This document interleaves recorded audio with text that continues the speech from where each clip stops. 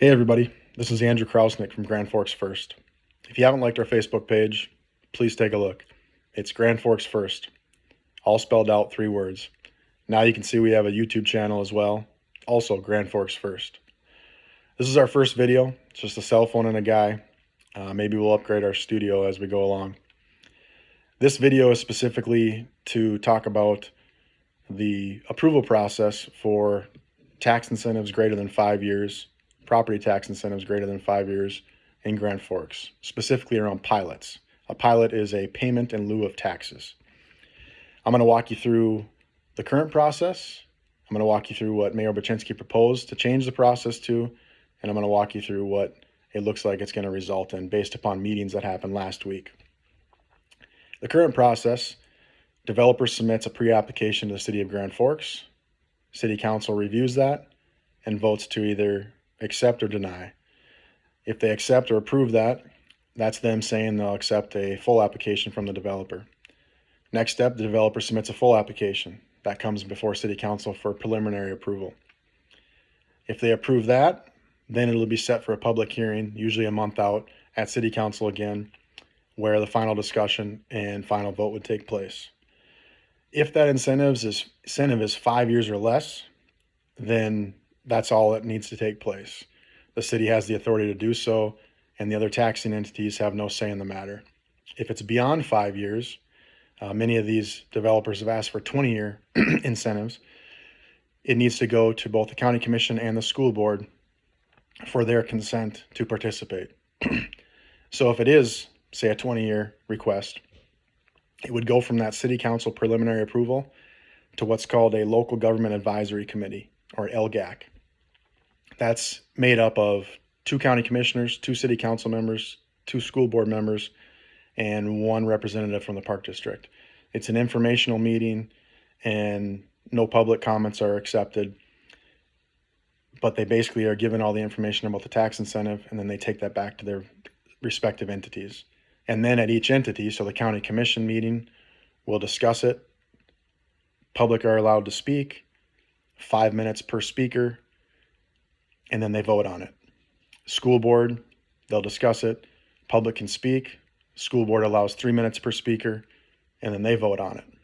Those votes go back to the City Council, and then they have the public hearing, and then the final vote. Mayor Baczynski proposed to make these changes.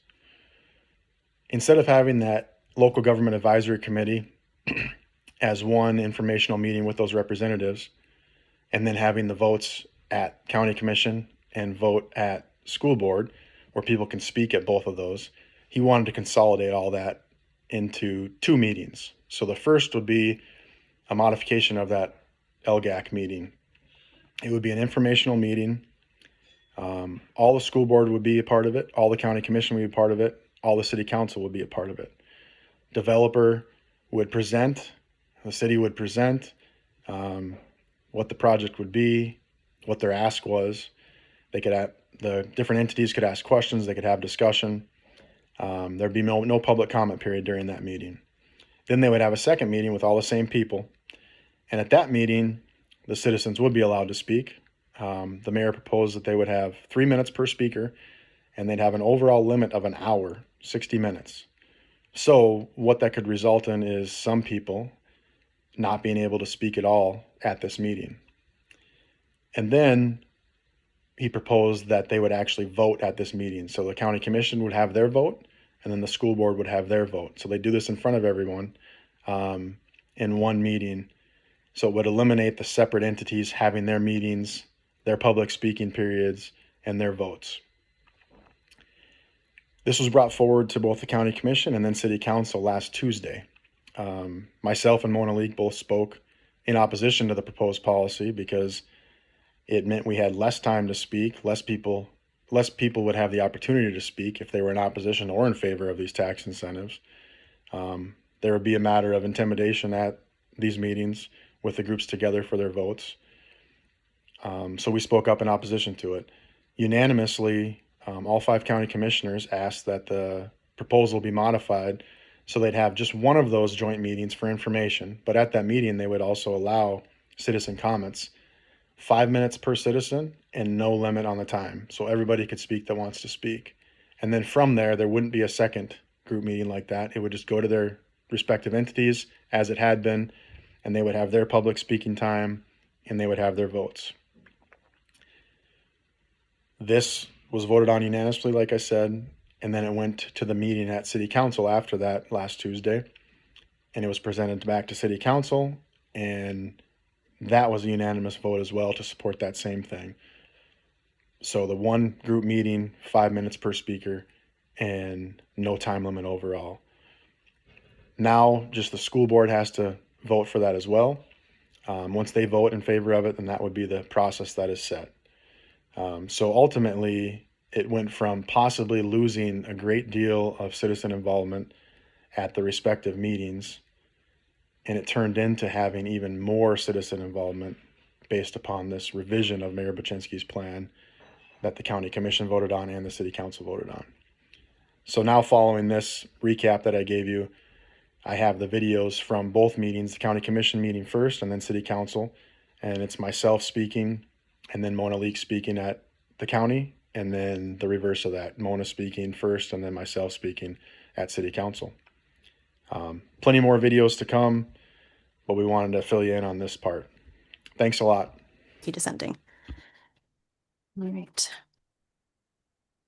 Moving on to citizen comments. We have two here. Mr. Andrew Krausnick, you're up first, sir.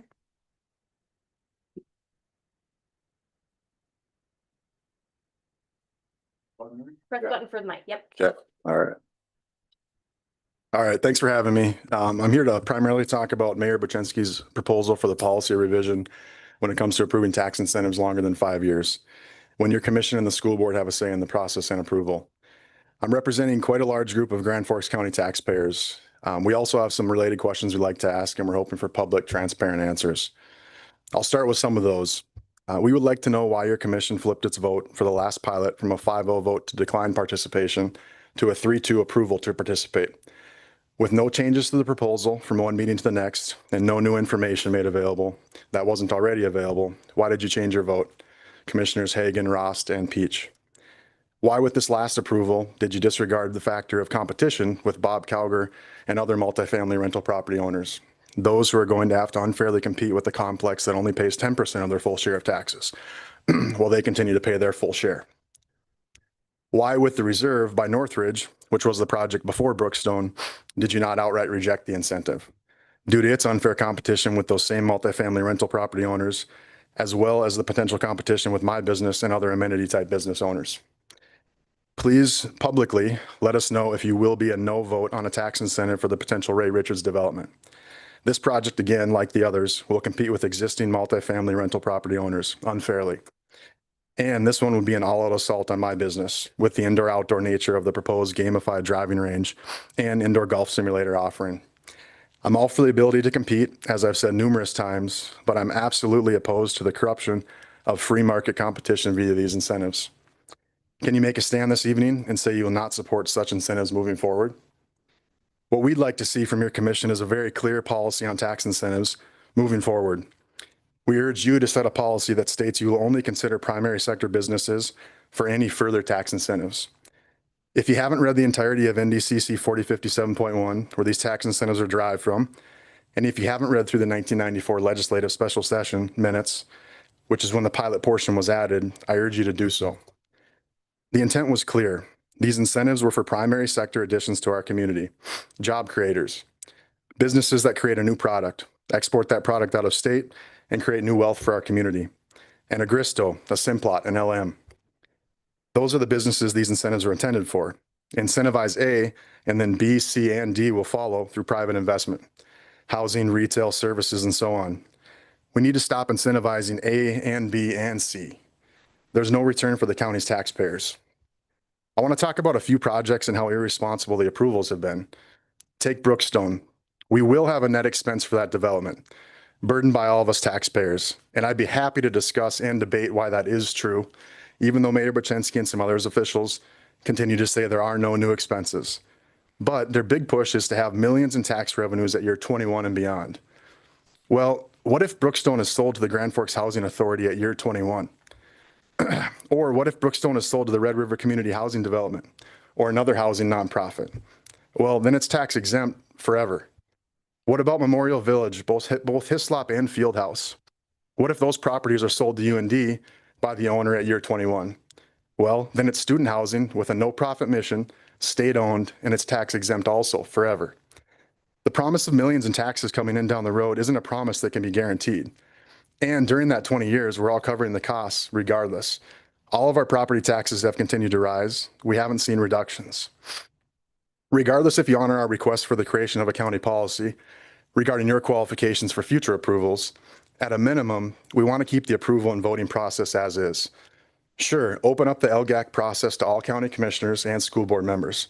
Have that as one large working session. Allow the developer to present it to the group at one time.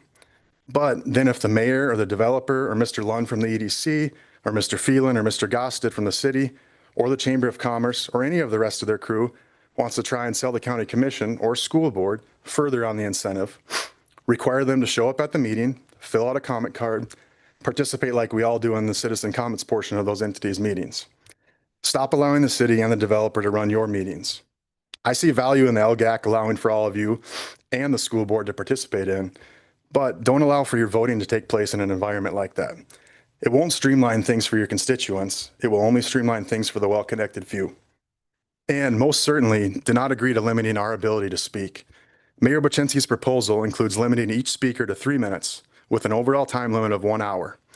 This is not sufficient to portray our concerns to two different entities of which have different responsibilities, different revenue sources, and different overall philosophies. And a 1 hour overall limit could completely disallow some from speaking at all. That's just not right. Thank you very much for your time. Thanks. All right. Mona Leek.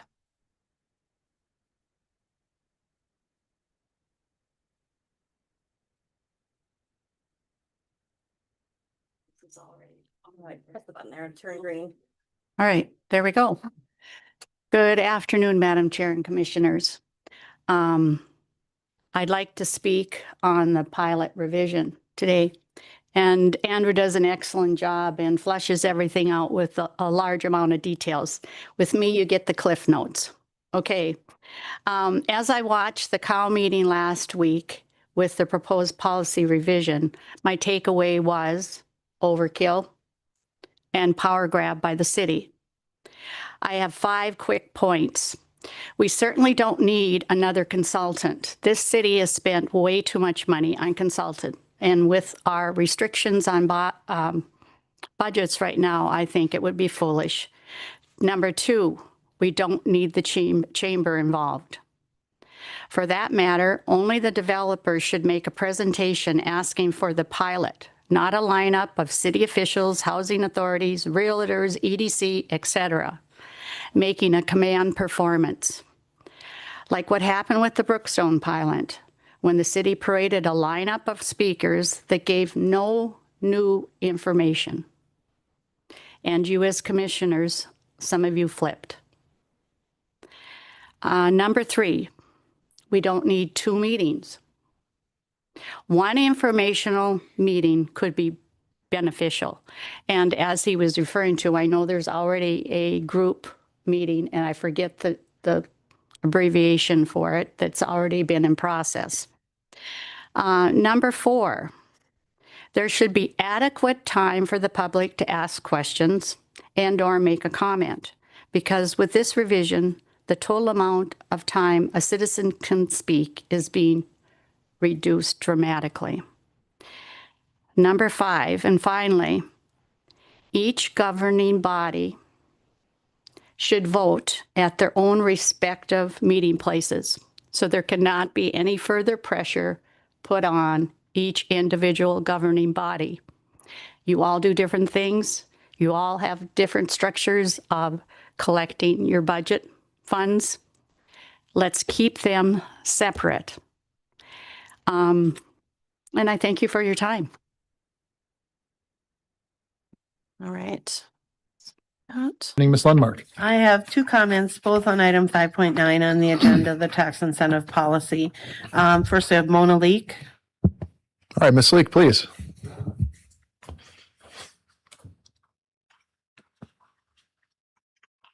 And we do have a 3-minute counter, and that'll start at any of those ones Yeah, up there. somebody yell at me. Thank you. Just saw you a minute ago. Good evening, Mayor and Council members. I would like to speak on the pilot revision this evening. As I watched the COW meeting last week with the proposed policy change revision, I had 2 takeaways. 1, overkill. And 2, it certainly looked like a power grab by the city. I have 5 quick points to make this evening. Number 1, we certainly don't need another consultant. We have spent tons of money in this city and by the council for consultants, and we have budget restraints right now. I don't think it would be the proper thing to be doing, looking at our budget. Number 2, we do not need the chamber involved. For that matter, only the developer should make a presentation asking for the pilot, not a lineup of city officials, housing authorities, realtors, EDC, etc., making a command performance.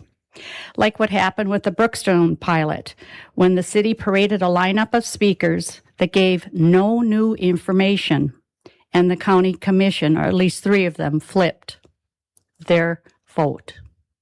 Number 3, we don't need 2 meetings. I think 1 informational meeting could be very beneficial to share information with all of the governing bodies. Number 4, there should be adequate time for the public to ask questions and/or make a comment, because with this revision, the total amount of time a citizen has to speak is being reduced dramatically. If you add up each time they could go to different governing body meetings. And number 5, finally, I believe each governing body should vote at their own respective meeting places in their own chambers. Each government body represents different parts of our community. They have different funding processes. So I think they should be in their own chambers discussing amongst themselves how they should be voting with no pressure from a large group. And I think a large group can be good as information, but it certainly shouldn't be pressure, because these affect the citizens and their taxes. And I really appreciate you again for listening. Thank you. Thank you. Andrew Krausnick.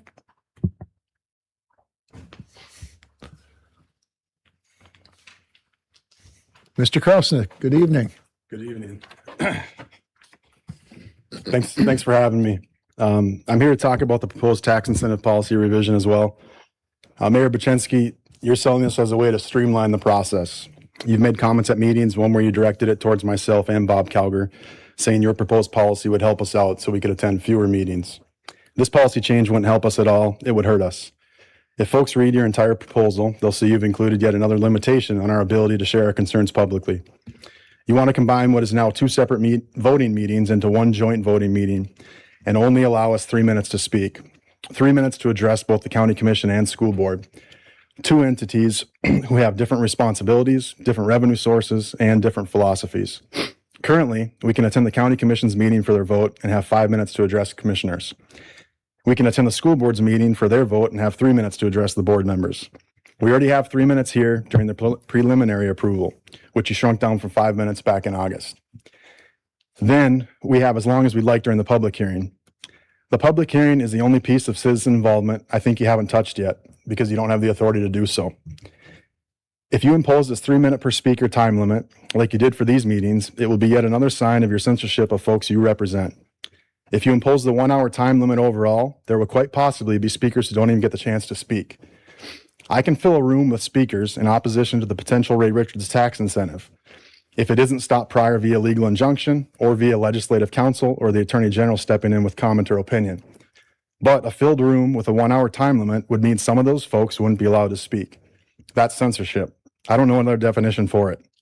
Sure, open up the current LGAC process to all county commissioners and school board members. Have that as 1 large working session.